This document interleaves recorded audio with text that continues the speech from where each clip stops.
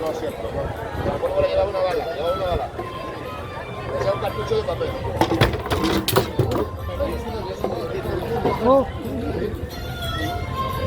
Ese es un cartucho de papel, ¿vale?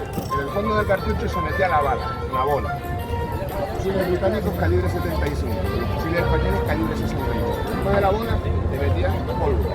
Y una vez que tenías la pólvora, lo cerrabas, lo doblabas así, ¿vale? Si ibas a un sitio que estaba mojado y tal, lo cubrías con cera líquida para que quedara impermeable, te lo guardabas en el cartuchero. Después tú ponías, abrías así, abrías con un poquito de pólvora, echabas en la cazoleta del fusil, cerrabas la cazoleta, el resto de la pólvora iba primero, la bola iba lo último, después ponías la baqueta y empujabas para abajo. Y cuando estaba abajo ya disparabas, o sea, cargabas, empujabas y disparabas. La chispa entraba por el oído, que es un agujerito que hay en el fusil, y eso impulsaba la pólvora y la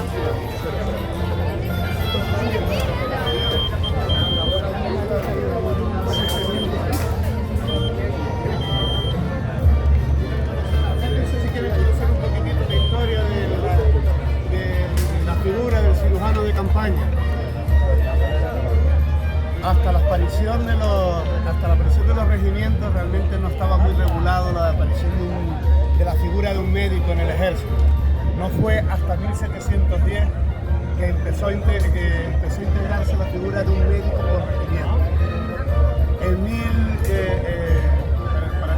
Para entonces el primer libro de ordenanza estipulaba que el equipo médico del regimiento tenía que estar formado por un doctor, un cirujano mayor, 2 ayudantes de cirujano, 12 practicantes y 30 mulas para el transporte de heridos y el material. No fue hasta 1721, gracias a Juan Higgins, que se consideró el equipo de médicos como parte como el cuerpo sanitario, un destacamento aparte dentro del regimiento. Y estableció la primera ordenanza, que fue modificada en 1739, estableciendo ya cómo tenía que funcionar el hospital fijo y el hospital de campaña.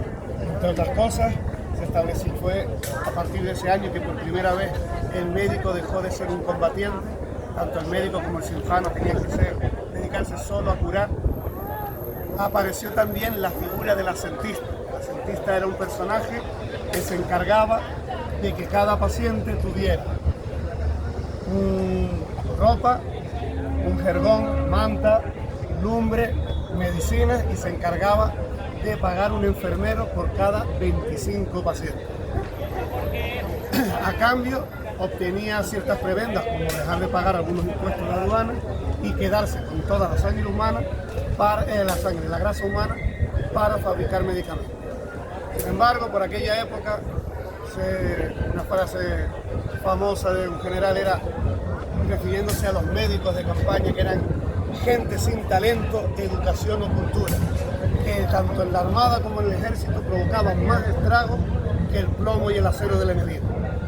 Entonces se estableció también, a partir de ahí, que los hospitales de campaña serían también centros formativos. Se daban clases de anatomía, de botánica, de farmacología, de medicina galénica y clases de disección anatómica impartidas por el cirujano mayor. No fue hasta 1748 que se creó en Cádiz el primer colegio de cirugía para la Armada. Y casi 20 años más tarde, el primero en Barcelona para el Ejército de Tierra, y en la década de los 80, el primero en Madrid para cirujanos civiles. ¿Qué tenemos aquí? Bueno, ¿en qué consistía la farmacopea del cirujano de campaña? Como analgésico, el aguardiente para soldados rasos y el láudano. El láudano es una solución de opio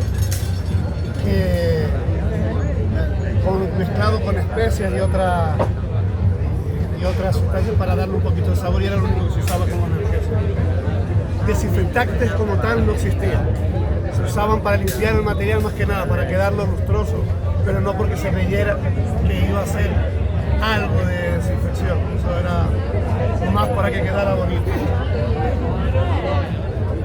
Este paciente yo no me siento. Están atendiendo a una herida.